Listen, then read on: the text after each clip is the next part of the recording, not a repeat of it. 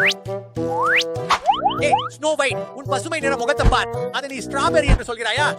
நீ ஒரு ஸ்ட்ராபெரி மாதிரி கூட தெரியல. நீ ஒரு கிராமத்து முட்டாள். நிச்சயமாக நீ வெள்ளை ஸ்ட்ராபெரி பார்த்ததே இல்லையா? வெள்ளை ஸ்ட்ராபெரியா? உனக்கு சூரிய கதிர் கிரீம் அதிகமாக போட்ட மாதிரி அந்தோசையனின் உற்பத்தி கூட செய்ய முடியவில்லை. நீ வெறும் நிழல் மாதிரி இருக்கிறாய். வா என் கூட சூரியனில் சேர. கொஞ்சம் நிறம் எடு, சரியா? என்னை இழுக்காதே, நிறுத்து. நீளமான வெண்மை மற்றும் குறைபாடற்ற அழகுதான் என் அடையாளம். இதுதான் உன் எல்லை நண்பா. நான் இனிமேல் சூரிய ஒளி எடுக்கவே கூடாது, புரிகிறதா? உன்னை பார், பாதி பழுத்து இருக்கிறாய். சுவை கூட இருக்காது போல. சாப்பிடுறதுக்கே தகுதி இல்லை. புரிகிறது. நீ பொறாமைப்படுகிறாய்.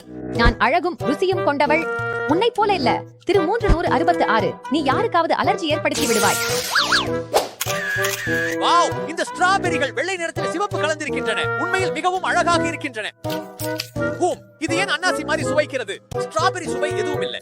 அழகுதான் எல்லாம். அது அழகாக இருந்தால் போதும், அதுவே முக்கியம். விசித்திரமான விவசாயி.